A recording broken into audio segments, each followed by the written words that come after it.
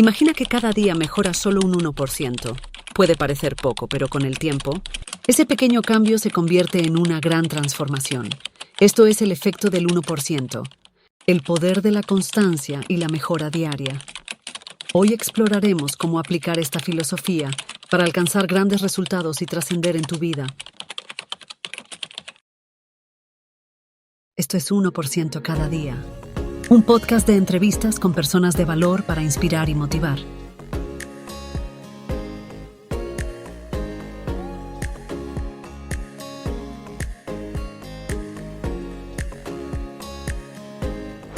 Hola, querido auditorio, pues ya nos encontramos nuevamente aquí en este cuarto episodio de 1% cada día. Mi nombre es Tiberio Valtierra y el día de hoy pues les tengo una grata sorpresa, ya que les estaré presentando a una persona que para mí significa pues algo importante, ya que aparte de ser mi amiga también ha sido mi mentora en el tema laboral y también en algunos aspectos de vida me ha llegado a compartir y me ha llegado pues a orientar en todo esto de lo que se llama vida. Les voy a presentar pues a Mónica Hernández. Mónica, bienvenida y gracias por estar aquí en este cuarto episodio de 1% cada día. Muchas gracias por la invitación, Tiberio, y muchas gracias al público que nos va a escuchar y ver.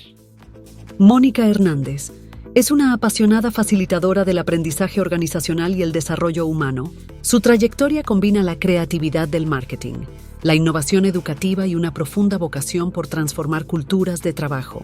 Ha participado en iniciativas internacionales como Road to Growth México y proyectos de alto impacto como en el Laboratorio Interdisciplinario de Experimentación e Innovación con Videojuegos y Arte Interactivo en CENART.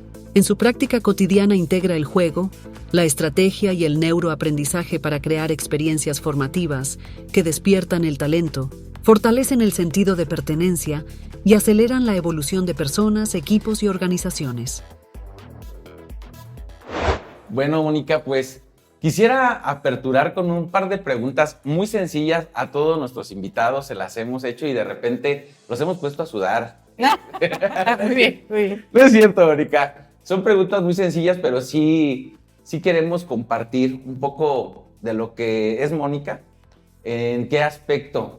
La primera pregunta, Mónica, es ¿qué te ha conllevado a ti estar donde te encuentras el día de hoy? ¿Qué te ha conllevado? ¿Nos lo puedes platicar desde la parte familiar, laboral, profesional, desde el ángulo que tú no lo quieras compartir? O si lo quieres resumir todo, pues también se vale. Muy bien. Bueno, de entrada yo creo que las personas somos seres como integrales. Esto es, en nuestra vida se conforma de todos estos aspectos que mencionas. Entonces, yo creo que yo no estaría hoy aquí si no fuera por ese conjunto de pues experiencias, personas, actividades, resultados, trayectos que he experimentado. Entonces, ¿qué me ha traído hasta acá? Pues yo creo que ha sido toda una aventura. O sea, yo considero que mi vida ha sido una aventura y la he vivido bien. Hace muy poco hablaba precisamente con alguien y decía que pues tal vez en algún momento evaluando mis decisiones, yo decía, ay, pero o sea, ¿cómo va a acabar esta situación en particular, ¿no? Pero hoy puedo decir, mi vida es buena, estoy contenta, me siento satisfecha. Entonces creo que haya sido como haya sido la historia, fue lo mejor que pudo haber pasado porque hoy es un buen momento de vida. Excelente. Entonces ese sería como mi respuesta. Excelente, muchas gracias. Una más, Mónica. ¿Cambiarías algo de tu pasado? Y si es sí, ¿qué sería, Mónica? No, por lo que te digo, o sea, creo que como fue perfecto. A lo mejor cuando estaba ocurriendo no lo vi así y tal vez deseaba que fuera diferente, pero hoy en retrospectiva creo que las cosas como han sido lo mejor. Entonces, no lo cambiaría.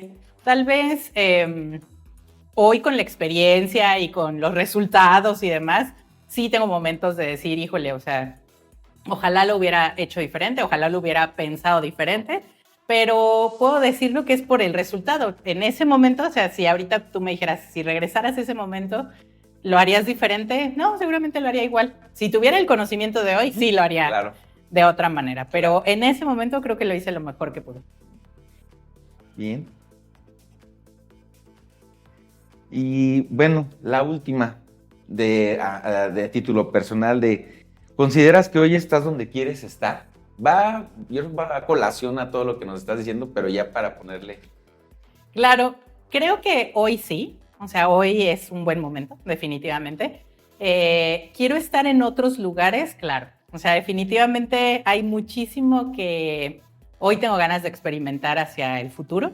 Entonces, pues digamos que sí estoy con miras también hacia lo que sigue. Venga, muy bien.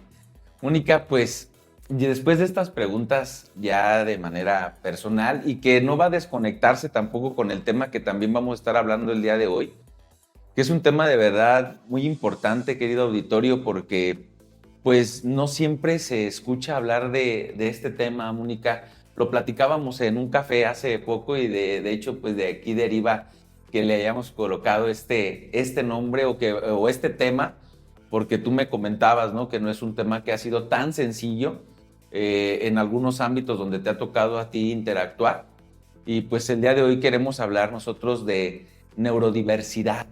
Es un tema que no nada más lo vamos a traer aquí a la mesa porque lo googleamos o porque lo investigamos a través de inteligencia artificial, no, sino porque es un tema que tú estás viviendo el día de hoy o que has vivido, ¿no? Que has vivido en el transcurso de tu vida este tema de neurodiversidad y que probablemente nuestro auditorio, Mónica, pudiera ser que no identifica a qué nos referimos con neurodiversidad. ¿Nos pudieras tú compartir a qué se refiere este tema de neurodiversidad?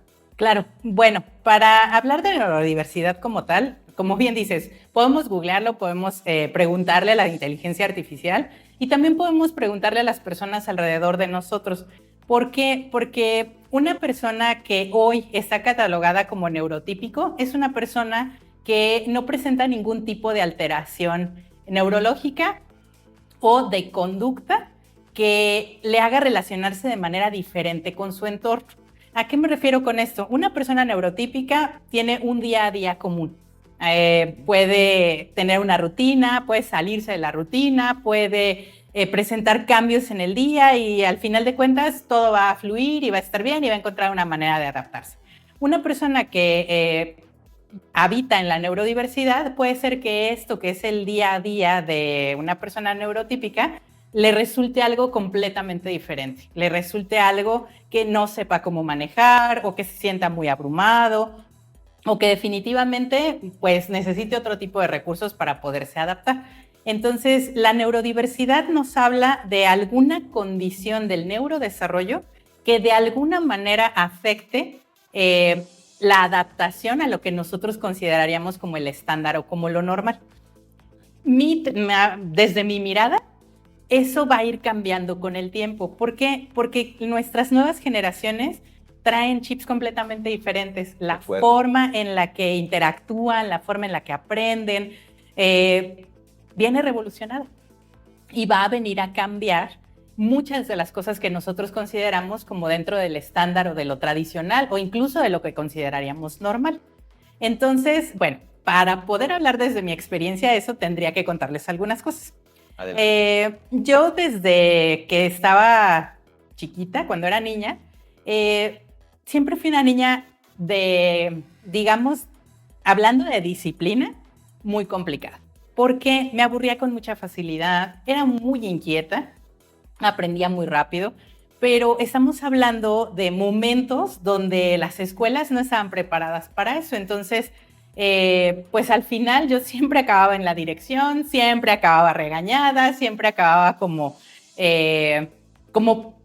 puesta a un lado a hacer alguna actividad que permitiera que mientras tanto mis compañeros hicieran lo que tenían que hacer, ¿ok? Hasta ese momento, ¿cómo eras catalogada? Como problemática, como conflictiva. De hecho,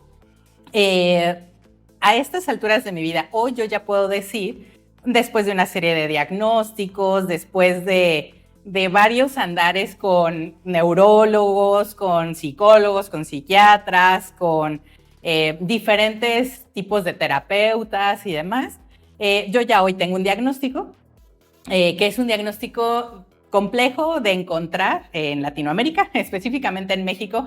Empezamos a hablar hace muy pocos años del diagnóstico como tal. En España, por ejemplo, en Europa hay mucho más desarrollo acerca de estas investigaciones, pero yo tengo un conjunto de dos cosas, ¿ok? Bueno, de varias cosas, pero principalmente es la sobrecapacidad, digamos, que en México se conoce como superdotación, que es por estar por encima de la media cognitiva. Y por otro lado, estoy dentro del espectro de la neurodiversidad. El espectro de la neurodiversidad es muy amplio. Nosotros lo podemos conocer como los básicos, que son como los más reconocidos, que puede ser trastorno del espectro autista, que puede ser trastorno de déficit de atención e hiperactividad. Básicamente ese tipo de diagnósticos que nos llevan a estar dentro de esta diferencia de la que hablaba, ¿ok? Entonces, cuando tú combinas alta capacidad con cualquier forma o combinación en el espectro de la neurodiversidad, tenemos algo que se conoce como doble excepcionalidad, ¿ok? Entonces, en México hay, digamos que, algunas instituciones que se dedican a atender la alta capacidad como tal. Una persona con alta capacidad tiene características que se parecen mucho al trastorno del espectro autista nivel 1. ¿Qué significa? Tienen una gran capacidad cognitiva, pueden enfocarse y poner mucha atención, y al mismo tiempo, si algo no les interesa, pueden completamente estar desconectados de esa actividad. Entonces, muchas veces durante la infancia es complejo identificar de qué estamos hablando. Entonces, en México hay una carencia de alguna manera de herramientas para identificar eso en la infancia. Entonces, tenemos casos incluso de niños genios que han sido identificados como genios. Esto es, en México se reconoce como genio a una persona con alta capacidad sin estar en ninguna parte del espectro, que fueron descubiertos a los 9 años, a los 13 años, o sea que desde la infancia presentaron estas características, pero no fueron observadas hasta después. Mónica, a ver, me gustaría regresarme un poquito. La verdad es bastante interesante por todo lo que nos estás mencionando, pero ahorita yo capto un aspecto que de verdad es relevante. Hablabas de la infancia, hablabas cuando estabas pequeña, hablabas de que eras catalogada como una niña problema, ¿no? Y que a lo mejor buenas calificaciones, pero Mónica andaba de arriba para abajo. Correcto. Y probablemente a cada rato le estaban hablando a tus papás y a cada rato estabas parando en la dirección y ¿qué vamos a hacer con esta niña que no podemos ya controlarla? Correcto. En esta parte, Mónica, la parte, digamos, de tus maestros, tus papás, ahí ellos todavía no tenías un diagnóstico, ya fue más adelante. Sí. Pero en ese momento, Mónica, ¿qué se preguntaban o qué información había? O sea, ¿qué te decían a ti al respecto de lo que se presentaba o lo que tú estabas viviendo? ¿Recuerdas algo al respecto? A mí nada. Definitivamente en aquel momento, o sea, estamos hablando de hace ya bastantes años, no había tanta información. Entonces sí hubo un diagnóstico, pero el diagnóstico fue como hay algo diferente. Nada. O sea, no tenemos claro qué, pero hay algo diferente. Una de las características es que los niños genio normalmente no son brillantes académicamente hablando, no porque no tengan la capacidad, sino porque al aburrirse con tanta facilidad, al distraerse con tanta facilidad, hay veces que no alcanzan los hitos académicos, pero es por esta situación. A veces incluso puede ser que estemos hablando de matemáticas y ellos puedan contestar el examen sin problema, pero durante las actividades de todo el mes que los llevaron como al examen, estuvieron mal calificados, no cumplieron con las actividades, no pusieron atención en clase, entonces su desempeño académico tiende a no reflejar la capacidad intelectual que tienen, ¿ok? Wow. Eso es una de las cuestiones por las cuales tardamos tanto en darnos cuenta de que hay algo diferente, que tengamos la capacidad como de discernir que esa mala conducta tiene que ver con una sobrecapacidad en el desarrollo. Además, a lo que voy es, tenemos una parte donde no vemos reflejado académicamente, entonces a lo mejor por eso ponemos atención, no necesariamente hacia ver que hay más capacidad, pero sí como a querer atender o entender qué está pasando con el niño. Uh-huh. Hay muy pocos casos, o son más aislados, donde esta sobrecapacidad se ve reflejada además con un alto desempeño académico. Entonces, ese fue mi caso. Yo no tenía problemas académicos. Entonces, sí tenía indisciplina, pero tenía 10. Entonces era como, bueno, o sea, mientras su desempeño académico siga, tal vez solo es mal portado, ¿ok? Entonces, pues al final de cuentas creo yo que eso fue lo que fue haciendo que tanto las escuelas en donde estuve como mis papás, pues fueran viendo que mientras iba avanzando, pues no había como tantísimo que atender, ¿no? Pero sí, pues como les digo, estuve muchas veces en la dirección, muchas veces reportada por mala conducta, que esta mala conducta era más bien no participar de las actividades en la clase, salirme. Yo me la pasaba muy bien en la biblioteca, por ejemplo, ¿no? Entonces, pues yo prefería estar en la biblioteca porque además ya había entendido lo que se quería ver en la clase. Por ejemplo, las personas que tenemos esta condición somos malísimas para las repeticiones, para las planas y demás, porque uno de los objetivos de la repetición es lograr la habilidad.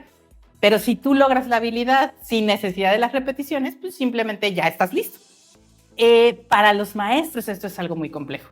Y normalmente la forma en la que lo trabajan es, ok, vamos a decir un ejemplo. Tienes que resolver, o sea, el grupo tiene que resolver 10 problemas de matemáticas en 50 minutos. Pero tú de pronto resuelves los 10 problemas en 15 minutos. Entonces, pues los demás compañeros están a su ritmo, que es el ritmo estándar adecuado, y tú ya acabaste. ¿Qué haces? Pues empiezas a buscar qué hacer, en qué distraerte, en qué ocuparte. Entonces, los maestros, para evitar que empieces a distraer a tus compañeros o los empieces a ayudar también, y, mira, es 4 la respuesta, y sea como, oye, déjalo pensar y demás, ¿qué es lo que hacen? Normalmente te asignan otras actividades o te asignan más problemas, como, bueno, ya que resolviste esto, pues échate otros 5, ¿no? Cierto. O ponte a arreglar esta parte del salón o hasta el... Entonces, de alguna manera, las personas con esta condición, pues estamos exhaustos. ¿Por qué? Porque en lugar de premiar y reconocer que nuestro avance es, pues de alguna manera diferente al de nuestros compañeros, nos vemos castigados por tener este desempeño. Entonces, de alguna manera, también procuramos evitar como llamar esa atención de decir, chin, si le digo que ya acabé, pues me va a asignar otros 5 y yo ya me aburrí, ¿no? Entonces, pues necesito hacer otras cosas, ¿no? Todo esto se los platico porque cuando llegamos al punto del diagnóstico de la doble excepcionalidad, ya hay un mundo de cuestiones que se abren que me aclaran a mí historias en el pasado, ¿ok? Situaciones que digo, ok, tiene que ver con esto. La doble excepcionalidad es menos del 2% de la población en México. Wow. Entonces no hay programas como tal que nosotros digamos, o programas públicos o de alguna manera de acceso tan sencillo para atender esta condición. Es lo que te iba a preguntar, Mónica, porque pues tú llevaste tu trayectoria académica, ¿no? Hablando de la primaria, secundaria, preparatoria, universidad, hasta maestría.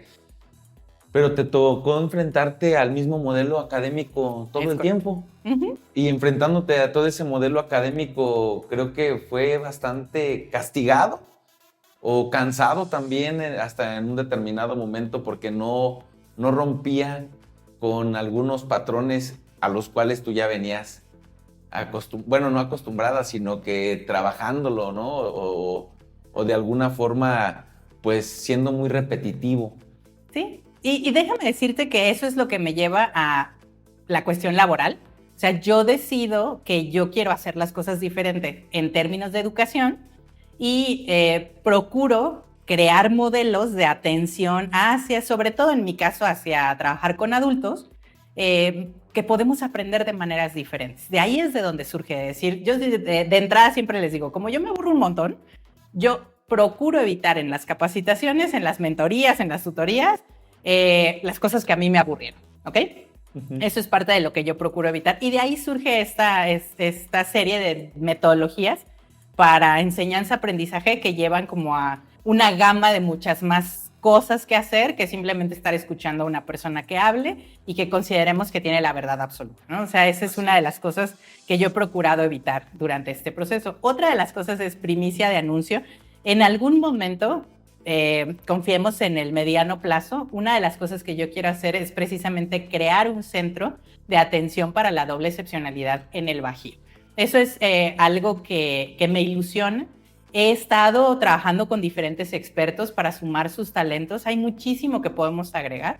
Entonces, si bien he comentado esta idea, he pitchado incluso la idea para probar cómo se ve en el entorno académico incluso, como es un porcentaje muy bajo de personas que tienen o que tenemos esta condición, bueno, en el entendido de que vamos a tener que hacer muchas otras cosas que también sean atractivas para personas que estén en la alta capacidad o en la neurodiversidad. Entonces, bueno, pues ahí también para las personas que vean este episodio, pues que puedan saber que por ahí hay cosas gestándose para atender esta parte en la región.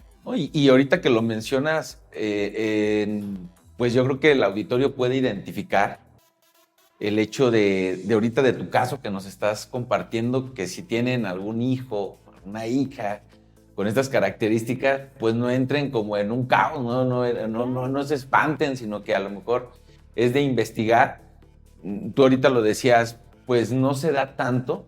Aquí en Guanajuato, hablando específicamente, pues tal vez no esté tan promovido este tema, no tenga una gran promoción, pero creo que es una gran oportunidad esto que ahorita tú planteas o abrir ese tipo de espacios para las personas que de alguna forma aprenden de manera distinta, que de alguna manera piensan también de manera distinta, claro, derivado pues al coeficiente intelectual que llegan a tener.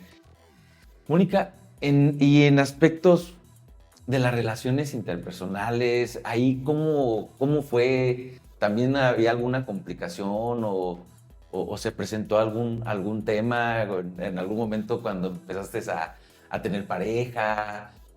Cuando se llegaron esos momentos o momentos de seleccionar a amistades, ¿ahí también se presentó algo o ahí no había algo al respecto? Sí, claro. De hecho, una de las características, digamos, es, bueno, más bien, hay varias. Una que hay que entender como clave es cuando hablamos de superdotación o de alta capacidad, la gente cree que son genios, que en todo son brillantes, ¿no? No necesariamente. Una alta capacidad puede ser que algunas áreas estén por encima del promedio en el desarrollo, pero no significa que todas. Podemos tener personas brillantes en matemáticas, en música, en deportes, por ejemplo, pero que no están desarrolladas en el área de comunicación, en el área afectiva. De hecho, una de las características que tiene esta condición es que el área que menos se desarrolla de manera, pues digamos, hacia lo normal es el área emocional.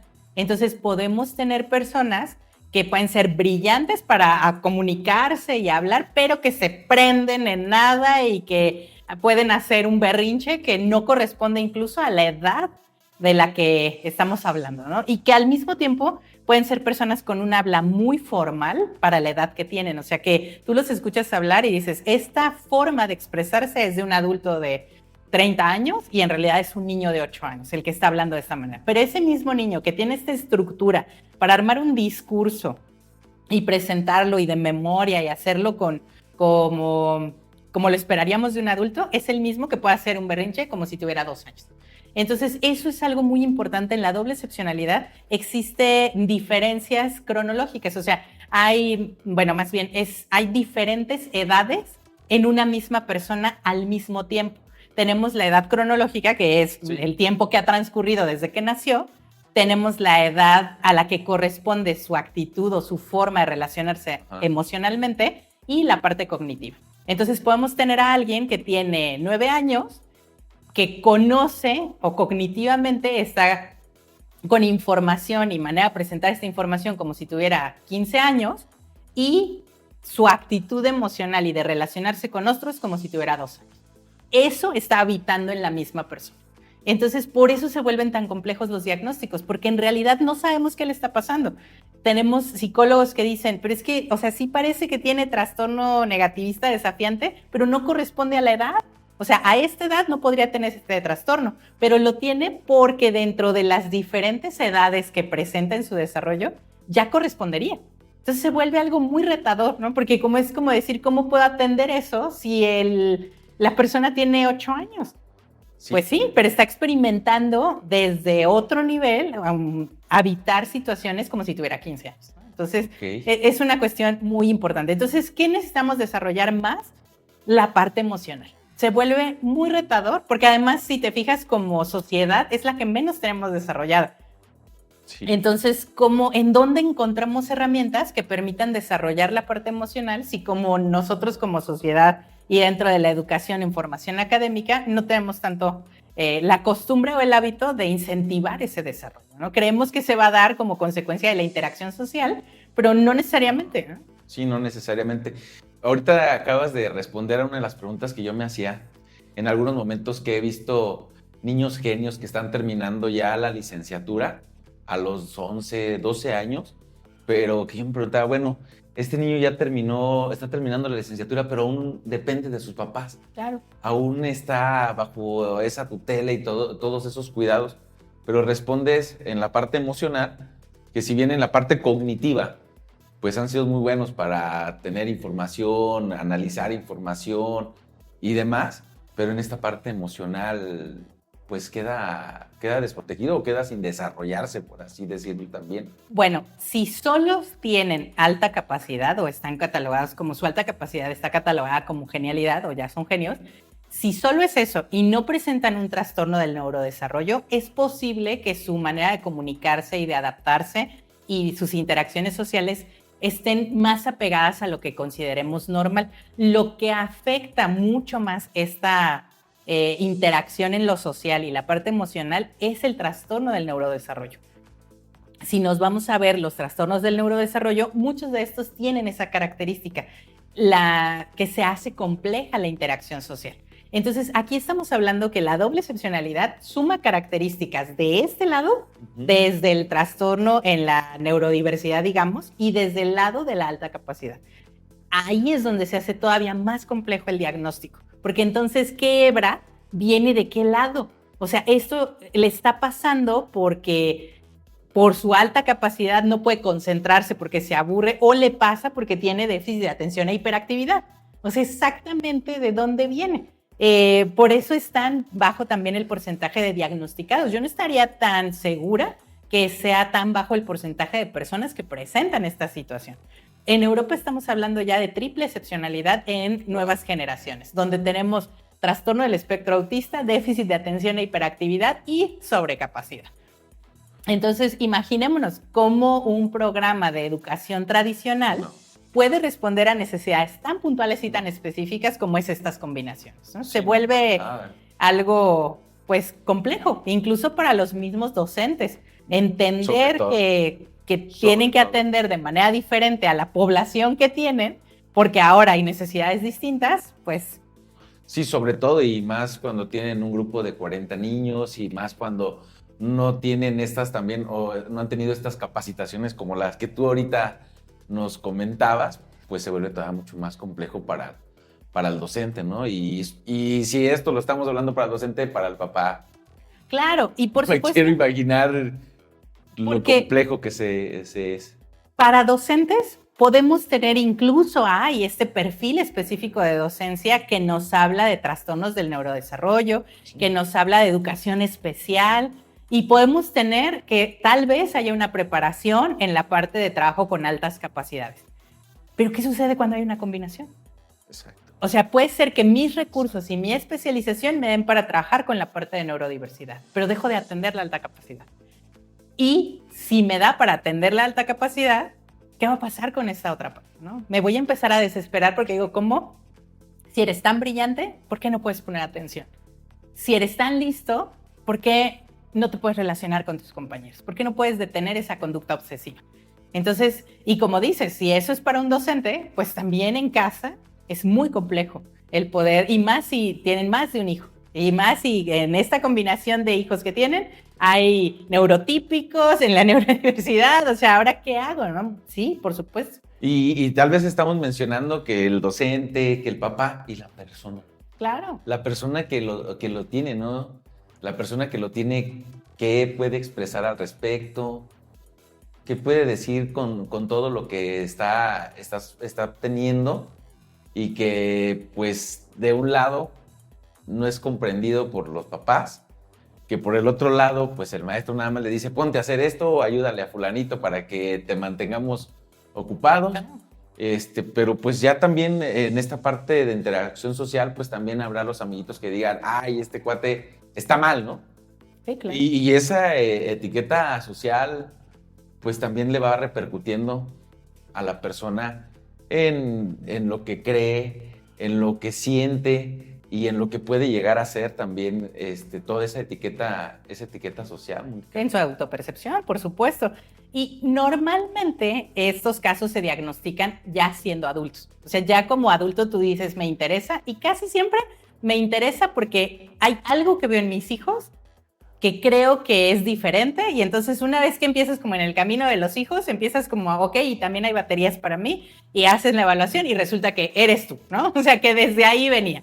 Otra de las cuestiones en la combinación es que hay un momento en que la persona encuentra la forma de construir una personalidad que le permita interactuar en lo social.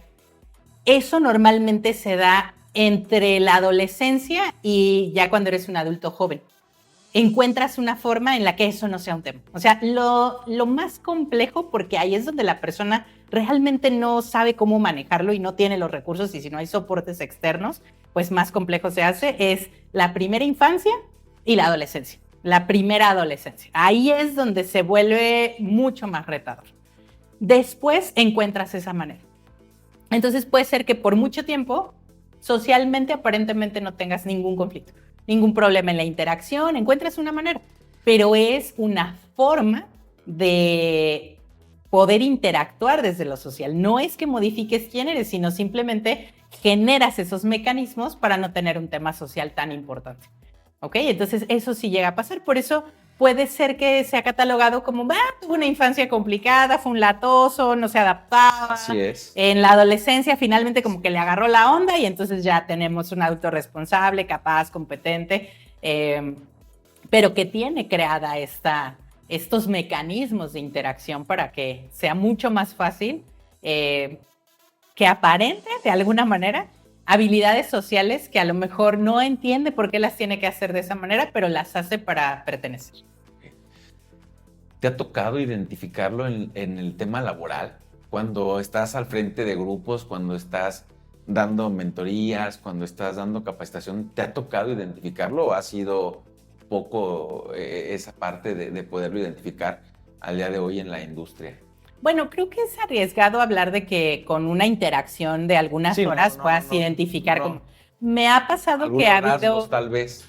Sobre todo que ha habido personas que cuentan esta historia, que dicen, yo me di cuenta como adulto que tengo déficit de atención e hiperactividad. Y me he tratado o he procurado entender qué significa eso y como haciendo clic con esta parte de decir, creo que me reconozco como alguien diferente, me aburro con facilidad, no me concentro, me cuesta entender a los demás, sobre todo cuando hablamos de temas como empatía. Sí me ha tocado casos que dicen, es que no encuentro la forma de conectar, o sea, veo que los demás lo hacen y replico esa conducta, pero no hay algo en mí que me permita conectar como veo que los demás conectan, ¿no? Y son rasgos, características. Yo creo que eso es una de las cosas más valiosas que tenemos en la neurodiversidad. Hay rasgos y características. No hay, digamos, alguna vez alguien me lo explicó de manera que a mí me parece muy sabia, que es como si tuviéramos pantones de colores. O sea, si hablamos de que el trastorno del espectro autista es azul, pues hay 25 millones de colores, de tonos de azul. Entonces, puede ser que tengas algunos rasgos, puede ser que esos rasgos sean mucho más marcados. Y estamos hablando de rasgos, ¿ok? Ya cuando la condición tiene todos los ítems que se evalúan y que le colocan en un nivel mucho más complejo, ya estamos hablando de algo diferente. Pero si estamos hablando de rasgos, es que no necesariamente cumples con todos los ítems, pero te encuentras en algunos que te permiten ver que a lo mejor por eso has actuado de esa manera. Y yo creo que una de las cosas a las que más tendríamos que invitar en esto es a la autoevaluación y al ser responsables de nosotros, a no justificar, no utilizar el diagnóstico como una justificación, que eso es algo que se ha dado, no tanto en México, pero sí se ha llegado a dar, donde es como, es que estoy en el espectro, entonces por eso no tengo filtro. No, espérame, o sea, todos tenemos que encontrar una forma, si solo tenemos rasgos, encontrar una forma en la que eso no afecte a nuestro entorno social, que no sea que los demás simplemente se tengan que acoplar a mi falta de capacidad para autogestionarme, para autorregularme. O sea, creo que hay hoy muchas herramientas y recursos para que las demás personas podamos entender qué le pasa a alguien que tiene alguna condición distinta, pero también es responsabilidad de estas personas que tenemos condiciones diferentes encontrar mecanismos, encontrar formas de relacionarnos con los demás de manera que sea más sana para todos los involucrados. Sí, claro, porque de repente hasta se puede confundir, ¿no? Como decías ahorita el ejemplo, es que no tengo filtros porque tengo estas características. Y yo digo que se puede confundir porque pueden decir las personas que son asertivas por la forma en cómo lo expresan, ¿no? Y eso, pues dejarlo de esa manera y decir, es que soy asertivo, por eso lo digo de esta forma, pero asertivo desde dónde, ¿no? Asertivo desde mi justificación, asertivo de verdad reconociéndolo, que al otro no le estoy impactando de manera negativa al momento de darle, no sé, una retroalimentación, ahorita por decir el tema del trabajo, y estas personas que llegan a tener esos rasgos que esa parte de la empatía, pues no hacen ese cliché como para ser empáticos y que tampoco podemos catalogar lo que es malo, ¿no? Es malo el hecho de que no eres empático, teniendo en cuenta pues este tipo de rasgos, Mónica. Mónica, y en todo la verdad te escucho y estoy encantado con el tema. Es un tema que en sí me da un panorama muy amplio por situaciones que me he encontrado con algunas personas en el tema laboral, en el tema social, amistades, etcétera, en donde yo digo, algo está sucediendo. Sí. Algo está sucediendo. No lo catalogo como un tema malo, ¿no? Por decir, es algo malo o es algo bueno, ¿no? Algo sucede con esta persona que es diferente a todos los demás. Porque en sí es muy contadas de estas personas que llegan a tener este tipo de características en un mundo o en una sociedad normal, por así decirlo. Sí son contadas estas personas. Pero Moni, para ir rematando con todo esto, porque de verdad yo creo que nos podríamos aventar un podcast de más de 8 horas, fácilmente. Pero para ir rematando con todo esto, Mónica, aquí hablamos nosotros del 1% cada día, que cada día podemos hacer algo para poder entender, algo para poder nosotros también enseñar.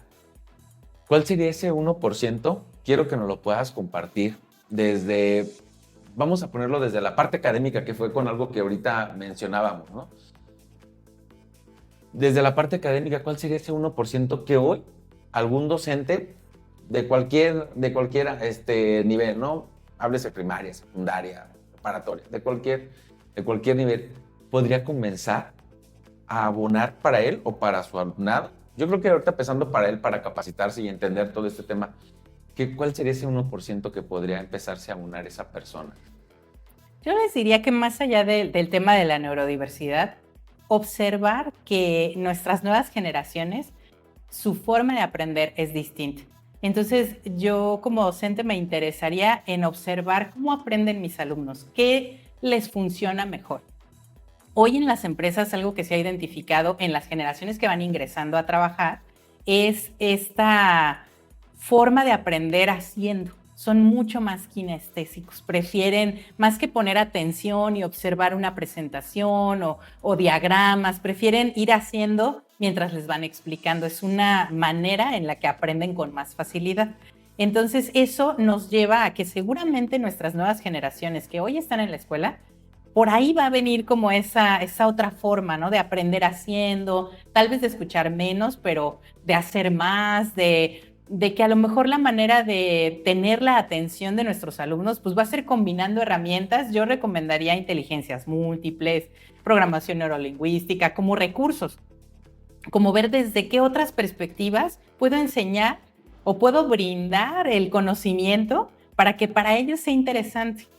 Hablar de cuestiones, sí hay que cumplir ítems académicos, eso es relevante incluso para las escuelas y para los docentes porque es exigible para ellos, pero al final es cómo puedo acercar esos ítems que me son exigibles de manera que para mis niños, para mis adolescentes, sea algo relevante, sea algo que les resulte atractivo y entonces ellos mismos se interesen en la actividad.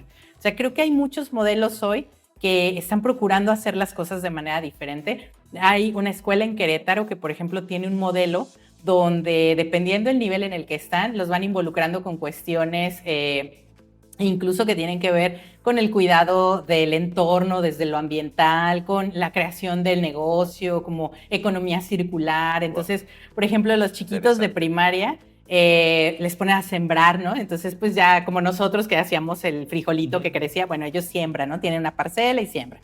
Y luego los que están en secundaria, pues aprenden cómo hacer la recolección y cómo separar y cómo hacer composta y utilizar eso que tienen ahí, ¿no?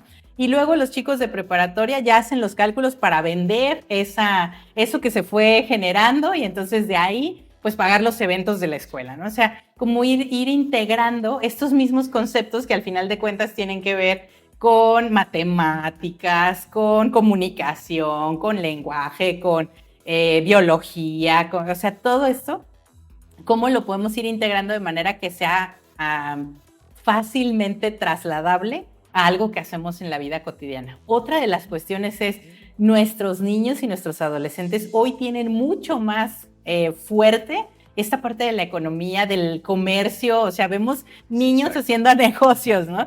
Y a veces las escuelas y los papás están así como, híjole, eso no está bien, ¿no? Pero hoy vivimos en un entorno donde tener esa habilidad desarrollada puede hacer la diferencia. Entonces yo incentivaría el observar primero qué características tienen mis alumnos, qué les resulta más atractivo, cómo hago para que para ellos sea algo que sea aplicable, que les genere beneficio, que ellos mismos digan, oye, eso, me gustaría aprender más de eso, ¿no? Entonces creo que definitivamente es un reto, es un ensayo y error. Yo siempre he dicho que la calle es el mejor laboratorio, entonces hay que ir viendo, ¿no? O sea, estoy probando con esto, funciona. Ser muy pacientes con ellos mismos como docentes, porque están en un mundo que tampoco conocemos, y ser pacientes con sus niños. Yo creo que esa sería una vía a la que invitaría. Muy bien. Y a los directivos a ser pacientes con sus docentes que están haciendo estos ensayos, ¿no? Creo que también llegaría hasta allá. Y esperaríamos esa propuesta de la que nos hablabas hace un par de minutos, de entrarle, ¿no? De capacitar a este personal y más, ¿no? Con estas propuestas que ahorita mencionabas, realizando o teniendo un equipo multidisciplinario que enriquezca este tipo de aprendizajes y, bueno, más que nada para atender a estas poblaciones que hoy por hoy pueden estar desprotegidas en el entendimiento y en su abordaje. Muy bien. El 1% desde la familia. Desde la familia, observar, convivir. Creo yo que algo que hemos venido haciendo es desconectarnos un poco del vínculo familiar, ¿no? Tenemos tantas cosas que hacer todo el tiempo, entre el trabajo, la vida personal, sí la atención a la vida familiar, pero desde un punto de vista no tanto desde la convivencia, sino más bien desde el cumplimiento de tengo que tener la casa de tal manera, pues atender las necesidades de la casa como tal, ¿no? Entonces creo que algo que yo recomendaría es darnos esas pausas y ese tiempo de convivir, de genuinamente convivir, o sea, tecnología a un lado en ese momento, hacer alguna actividad, ¿no? Salir al jardín, jugar un juego de mesa, simplemente escuchar qué es lo que tienen para decirnos y también nosotros contar como adultos ahora sí que a lo que nos dedicamos, lo que hacemos. Creo yo que aquí hay dos vertientes. Primero es reconocer a las escuelas que se han interesado en esto, en trabajar desde la diferencia y la integración y la inclusión, y también reconocer a las organizaciones que de alguna manera apoyan a su fuerza, a su talento, para que pueda tener otro tipo de convivencia con su familia. Entonces creo que incluso estos días de la familia y esta parte de que la misma familia vea lo que hacen en las organizaciones, o sea, creo que todos esos esfuerzos pueden ayudar para fomentar tener esta relación más cercana como familia. Yo invitaría como a eso. Muy bien. Mónica, el 1% desde una posición directiva desde una posición, hablando en el ámbito laboral, desde una posición directiva, de supervisión, coordinación, de todos aquellos que hoy por hoy tienen personal a su cargo, Mónica? ¿Cuál sería el 1%?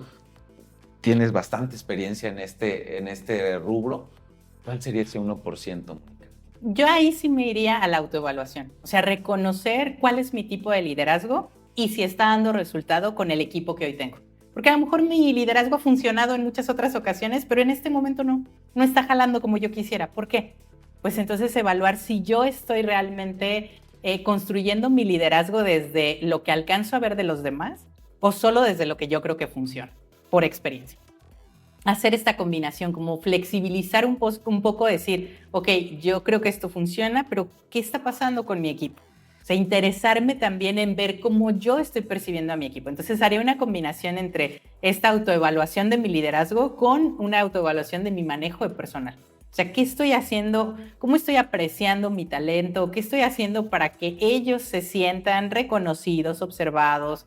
Que de alguna manera, aunque no podemos arriesgarnos a decir hay que personalizar, porque también tenemos líderes que tienen cualquier cantidad de personas a su cargo, y sería algo imposible, o sea, físicamente incluso imposible para esta persona como personalizar su liderazgo a cada uno de los miembros de sus equipos, pero sí de alguna manera sensibilizar a decir, ok, ¿qué puedo hacer hoy distinto que agregaría más valor hacia mis equipos? ¿De qué manera puedo hoy manejar mejor el talento que forma parte de mis equipos para que demos mejores resultados y ellos estén más satisfechos con lo que hacemos? Esa sería la invitación. Valioso esto que nos compartes desde esa perspectiva, desde todos aquellos que tienen ese personal a su cargo, desde la parte familiar, desde la parte educativa, Mónica, y desde la parte de pareja. Porque puede tener alguien una pareja o estar conviviendo con una pareja y que de repente pues no lo comprendas o no te comprenda. Ahí, ¿cuál sería el 1%? Y yo creo que eso va más allá de estar como en este tema del que hemos hablado de la neurodiversidad o por la parte de ser neurotípico. Yo creo que una de las cuestiones clave en la pareja, primero es como el reconocimiento del individuo en la pareja. O sea, ¿quién soy yo? ¿Qué espero yo? ¿Qué quiero yo? ¿Y quién es el otro? ¿Qué quiere el otro? ¿Qué espera el otro? Y a partir de ahí, ¿qué queremos juntos? O sea, con esas diferencias, con esas semejanzas, ¿qué queremos ambos? Y eso que queremos los dos, ¿lo podemos construir juntos? Y si es así, ¿cómo le hacemos? ¿Qué hacemos juntos para eso? O sea, pero creo que algo muy valioso es el reconocimiento del individuo en la pareja. Y a veces nos vamos como, no, es que somos pareja, los dos tenemos que querer lo mismo, de la misma manera, e ir por eso juntos. No, a ver, espérame. Con quienes somos cada uno, ¿qué ponemos cada uno de quienes somos para lograr eso que queremos en conjunto, sin dejar de lado nuestras metas individuales? O sea, creo que algo a lo que yo invitaría es como antes de voltear y decir, a ver, ¿quién es el otro y qué quiere el otro? Espérame, ¿qué quiero yo? ¿Quién soy yo? ¿Cuáles son mis metas como persona? Y ahora sí, ¿qué me gustaría lograr con mi pareja, con mi familia? Que son metas de familia, de pareja, a las que abonan mis metas personales. Pero creo yo que personas que están enfocadas en metas de pareja sin considerar sus metas individuales corren un altísimo riesgo de sobrecargar su relación de pareja al no tener una estrategia propia de desarrollo, ¿no? Entonces yo invitaría, antes de ver al otro, voltearnos a vernos. Y como lo dices, Mónica, más allá de este tema que estamos hablando de la neurodiversidad, más allá, tiene esa parte de relevancia desde dónde estamos nosotros, ¿no? Desde dónde estamos partiendo. Bien, Mónica, y desde una persona que ha sido, pues ahora sí que diagnosticada a través de todos esos rasgos y que ha caído en esta parte de hablar de la neurodiversidad y que le ha tocado interactuar en una sociedad que si bien no es tan sencillo o no es tan sencilla por la falta de información, porque no se tiene a lo mejor el interés en las personas que llegan a tener estas características. Desde ese ángulo, Mónica, ¿cuál sería el 1% para el día a día? Yo diría, bueno, también así como agradecido al entorno educativo que se informa, a las empresas que suman también y que en su estrategia consideran estas diferencias. Hay muchas asociaciones civiles dedicadas a diagnosticar, acompañar, a brindar información, a acercar información. Entonces, creo que eso también hay que agradecerlo definitivamente, y creo que como personas, algo que podemos hacer ese 1% es, si yo creo que hay algo en mí que no me está favoreciendo para el logro de mis resultados porque no he sabido cómo manejarlo, pues tal vez voltear a ver las diferentes opciones que hay y acercarme a esos recursos, decir, ok, me gustaría un diagnóstico, o me gustaría tal vez pues conversar con otras personas que pues tal vez estamos como en esta misma situación. O sea, creo que uno de los enemigos de los recursos que tenemos es el aislamiento. O sea, poder observarnos como personas en el entorno social y reconocer los recursos que hay afuera, cualquiera que sea ese recurso, desde nuestras amistades, desde la atención psicológica, desde la atención desde los grupos sociales. O sea, hay un montón de otras cosas afuera que si yo tengo la voluntad de aprender de mí, de desarrollar mis habilidades y de atender aquellas cosas que no me ayudan a llegar a lo que quiero, pues acercarme a esos recursos. Sí. Yo recomendaría eso. Excelente, Mónica. De verdad, fabuloso todo esto que nos estás compartiendo.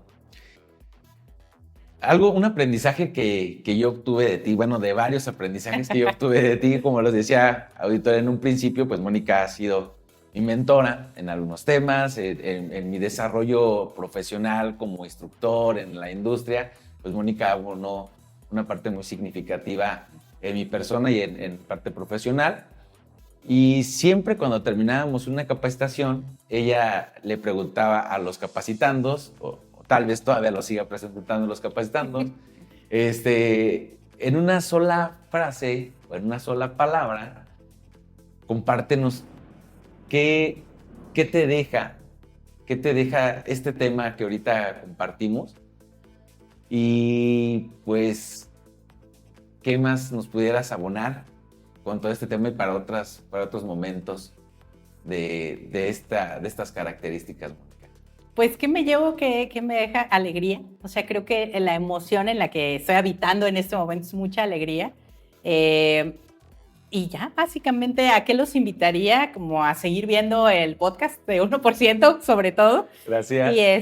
Y quisiera aprovechar este momento para reconocer, o sea, te agradezco el que menciones los aprendizajes que compartimos, pero justamente hace poco compartía con otras personas que yo hoy puedo ver el desarrollo que tienes, la forma en la que llevas tu negocio, en la que atiendes los grupos, y quiero poner aquí, ¿no?, esa admiración y ese respeto por todo lo que tú has logrado, y me siento muy afortunada de que en este momento de la vida nuestras carreras también nuevamente estén convergiendo, y que como personas seguimos sosteniendo esta relación de amistad. Muchísimas gracias por eso y muchas felicidades por la persona que hoy eres. Lo reconozco, lo veo y lo honro.